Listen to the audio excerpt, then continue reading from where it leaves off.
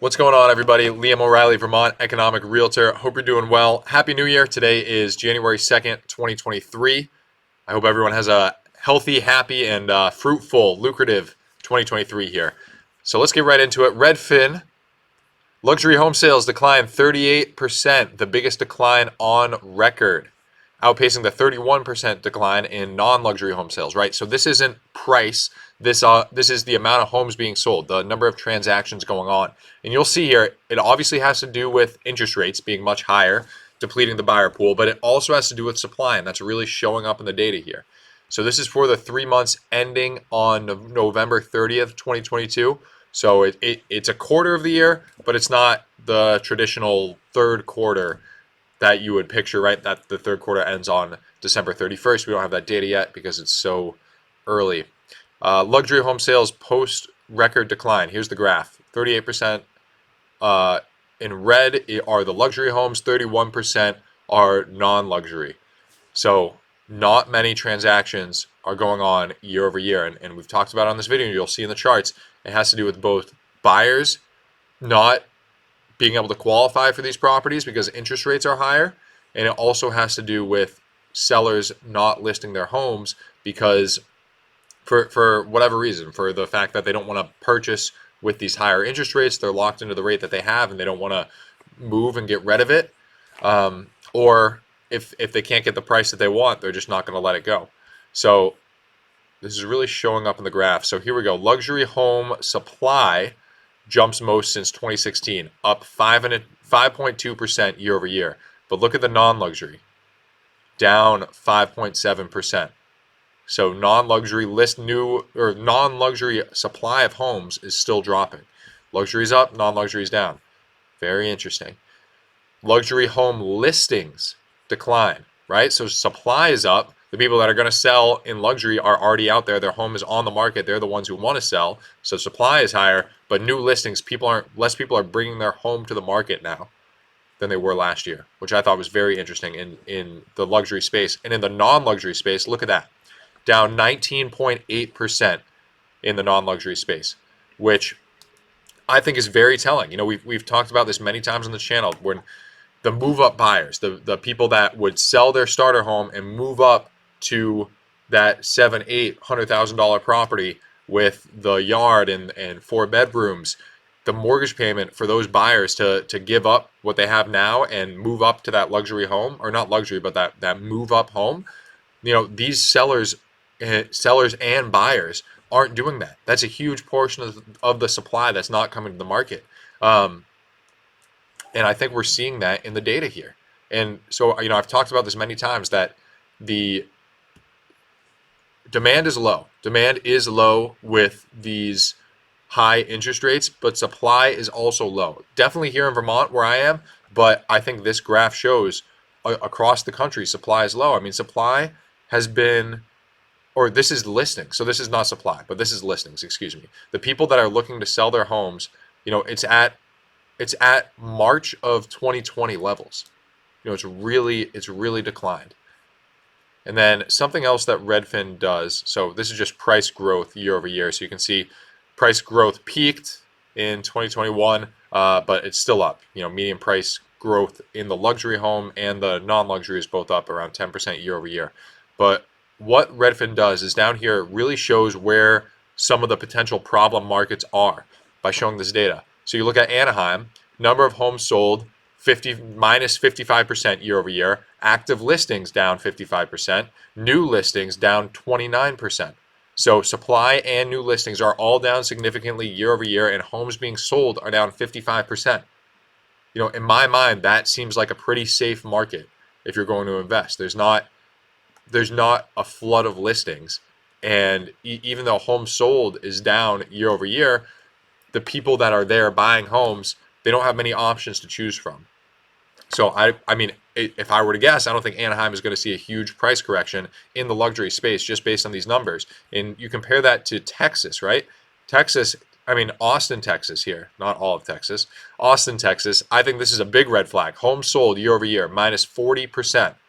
Active listings year over year, up 51%. New listings, up 20%. So think about what that data is saying.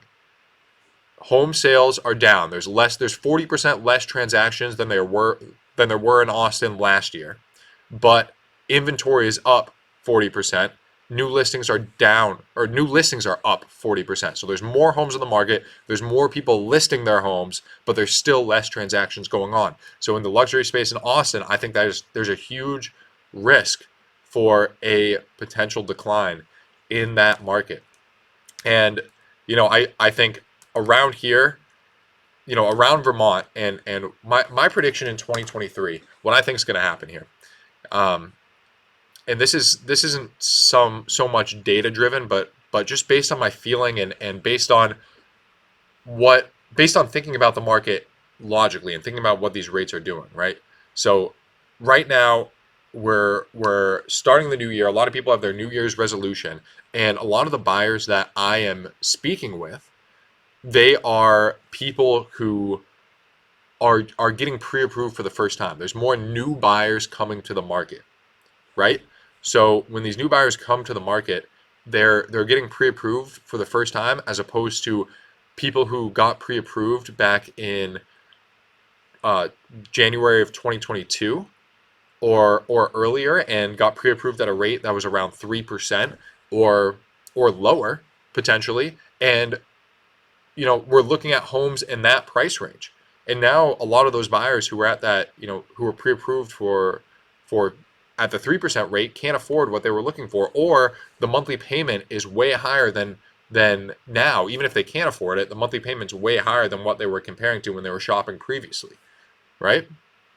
So these new buyers coming to the market, the people that I'm talking to, they are, when they talk about rates, they're saying things like, yeah, rates are high now, but they're going to come down in the future and we can always refinance, which I know the other buyers have said that in the past, but they had that other number to compare to, which I think hurt them. It didn't hurt them, but it just mentally, it's tough to pay.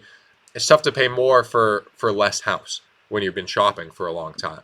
So, if you could afford, if you're putting 20% down, your principal and interest payment on a $600,000 home with a 3% rate is the same interest payment as at a $400,000 home with a 6.5% rate.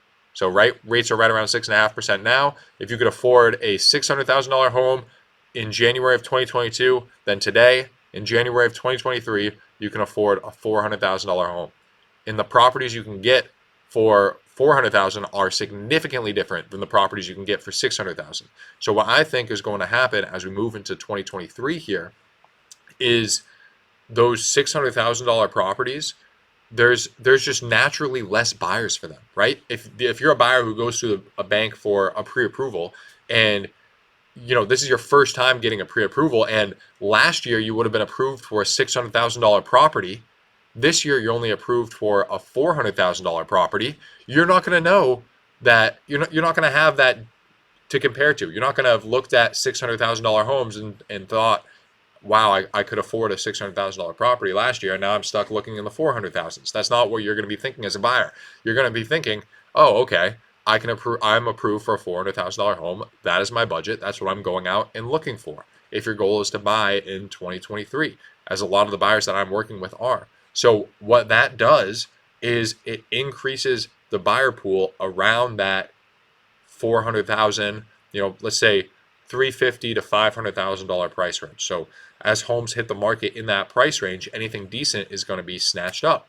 Whereas in the $500,000, $600,000, $700,000, $800,000 price range, I think homes in 2023 are going to sit for longer.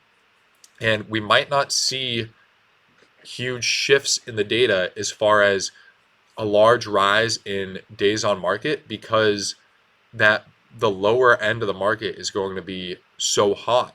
Any solid new listing around that price range is going to be snatched up. In the lower price ranges for my area, at least for Vermont, is going to be snatched up, and the higher mid to higher price range is going to sit for a little bit longer.